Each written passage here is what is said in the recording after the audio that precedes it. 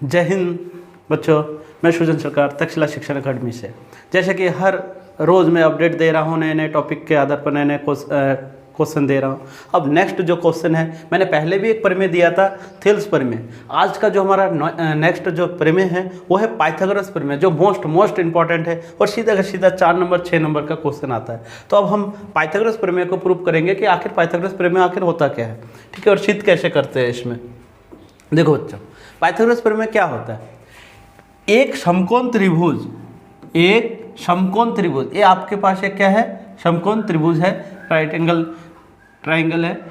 त्रिभुज में कर्ण मतलब हाइपोटेनस, कर्ण का वर्ग शेष दो भुजाओं के वर्गों के योग के बराबर होता है। अब हमें करना क्या है कि ये जो कर्ण का वर्ग होता है, हाइपोटेनस का स्क्वायर, ये क्या होता है, ए बी का स्क्वायर और बी सी के स्क्वायर के योग के बराबर होता है। अब ये कैसे करते हैं, अब इसको हम सिद्ध करके देंगे। सबसे पहले क्या लिखेंगे, दिया है।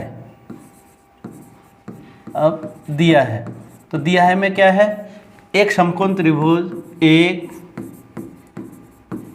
समकोण त्रिभुज ए बी सी है। ए बी सी एक समकोण त्रिभुज दिया है जिसमें कोण बी क्या है, हमारा समकोण है। अब देखिए इसमें क्या लिखेंगे हम, सिद्ध करना है। सिद्ध क्या करना है, सिद्ध करना है। तो सिद्ध करना है कि एक कर्ण कौन है, यहाँ हाइपोटेनस ए सी है, फिर है लेंथ बराबर ए बी का स्क्वायर प्लस बी सी का स्क्वायर। इसका मतलब इसका जो कर्ण है अन्य दो भुजाओं के योग के बराबर है। ये हमें प्रूफ करना है। तो इसके लिए हमें सबसे पहले क्या करना पड़ेगा, रचना करना पड़ेगा। इसमें क्या करना पड़ेगा, रचना। तो रचना में हम क्या डालेंगे, एक लंब डालेंगे। रचना में हम क्या डालेंगे, एक लंब डी डाला। तो रचना बी डी लंब ए सी डाला। अच्छा देखिए, हमेशा याद रखिएगा, किसी भी समकोण त्रिभुज में यदि कर्ण पर यदि कोई लंब डालते हैं तो वो भी एक समकोण त्रिभुज होता है। अर्थात किसी समकोण त्रिभुज पर कर्ण पर यदि लंब डालते हैं तो वो भी एक समकोण त्रिभुज होता है। और दो समकोण त्रिभुज हमेशा समरूप होता है। तो हमें पता चल गया कि दो समकोण त्रिभुज हमेशा क्या होता है, समरूप होता है। तो इसका मतलब क्या है, अब उत्पत्ति में क्या हो जाएगा, तो लंब डालने के बाद हमें एक समकोण त्रिभुज ए डी बी प्राप्त हुआ और एक समकोण त्रिभुज बी डी सी प्राप्त हुआ। अब देखिए उत्पत्ति में हम लिखते हैं समकोण त्रिभुज ए बी सी और त्रिभुज ए डी बी में, इन दोनों त्रिभुज में क्या दिखा देंगे हम, समरूप। क्यों, क्योंकि किसी समकोण यदि कोई दो समकोण त्रिभुज होता है तो आपस में हमेशा क्या होता है, समरूप। इसलिए हम क्या लिखते हैं, रीजन आप लिख सकते हैं चूकी करके। तो इसलिए हम क्या लिख सकते हैं, मैं त्रिभुज ए बी सी समरूप त्रिभुज ए डी बी, ये आपस में क्या है, समरूप त्रिभुज है। आप यहाँ पे चूकी करके वो लिख देंगे कि दो समकोण त्रिभुज हमेशा समरूप होते हैं, यहाँ चूकी करके आप लिख देंगे। अब देखिए रीजन पता चल गया। अब जब हमें पता चल गया कि ये बड़ा त्रिभुज ए बी सी और ये डी बी आपस में समरूप त्रिभुज है, तो सिंपल सी बात है, उसके भुजा क्या होंगे, अनुपात में होंगे। उसका मतलब उसके भुजा क्या होंगे, उसके भुजा अनुपात में होंगे। अब उसके भुजा क्या क्या अनुपात में हो जाएंगे कि देखिए, बड़े त्रिभुज का मतलब ए बी सी का A B upon A D, छोटे त्रिभुज का ए डी इक्वल टू बड़े त्रिभुज का कर्ण मतलब ए सी, हाइपोटेनस ए सी, छोटे त्रिभुज का कर्ण मतलब ए बी। तो इस तरह से हम कर देंगे और ये हमारा क्या हो जाएगा, क्रॉस हो जाएगा।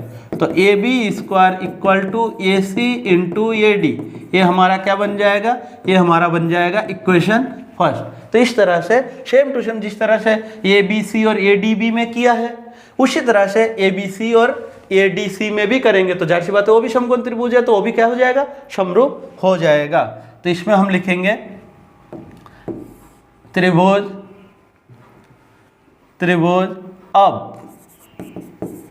अब समकोण त्रिभुज ए बी सी और त्रिभुज ए बी डी सी में, तो ये दोनों क्या हो जाएंगे आपस में, ये दोनों आपस में त्रिभुज ए बी सी समरूप त्रिभुज क्या हो जाएगा, BDC हो जाएगा।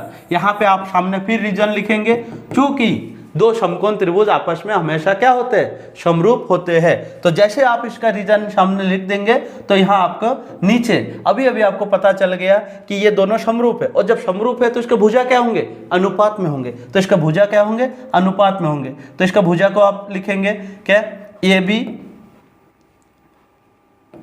इसके भुजा क्या क्या हो जाएंगे,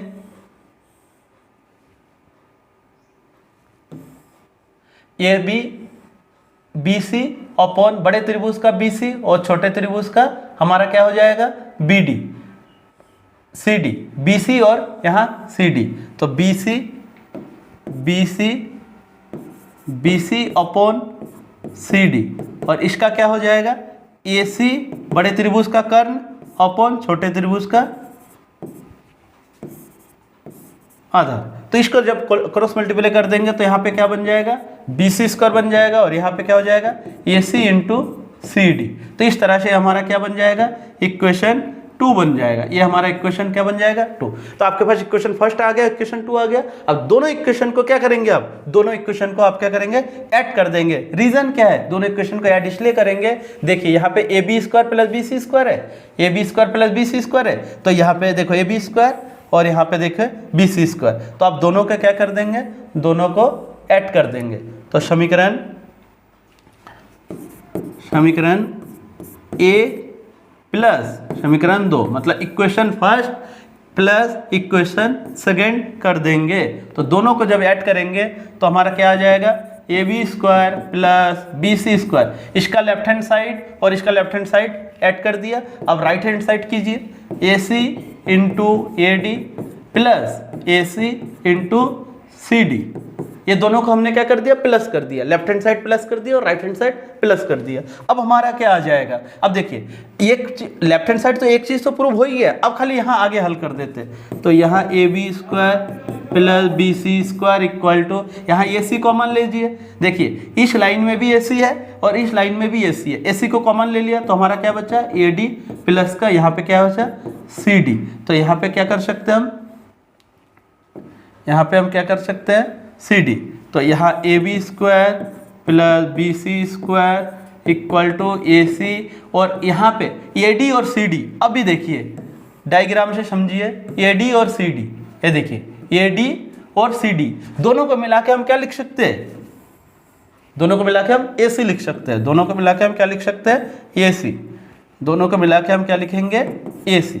तो यहाँ पे हमारा बन गया AB² plus BC² equal to AC²। बच्चों देखो कितना आसानी से हमने पाइथागोरस प्रमेय प्रूफ कर दिया, और बहुत ही मजेदार क्वेश्चन है और बहुत है। तो लेफ्ट हैंड साइड और बराबर हमारा राइट हैंड साइड, अर्थात सिद्ध हमारा हो गया कि हाँ कर्ण का वर्ग बराबर अन्य दो भुजाओं के वर्ग के बराबर होता है। तो ये पाइथागोरस प्रमेय बहुत ज़्यादा इंपॉर्टेंट है, हर बार लगभग क्वेश्चन इसमें से कई बार छपे हैं, ठीक। और आप इसमें बहुत मेहनत कीजिएगा, और नेक्स्ट जो पाइथागोरस प्रमेय और जो नेक्स्ट जो आपका डिमांड है कि सर दूसरा क्वेश्चन है, मैं उसकी भी नेक्स्ट वीडियो में उसको आपको दूंगा। बाकी all the best, next exam आपका बहुत ही अच्छा जाएगा। मैथ का एग्जाम मैं पूरा दुआ करता हूं कि आपका एग्जाम अच्छा जाए। ओके, जय हिंद बच्चों।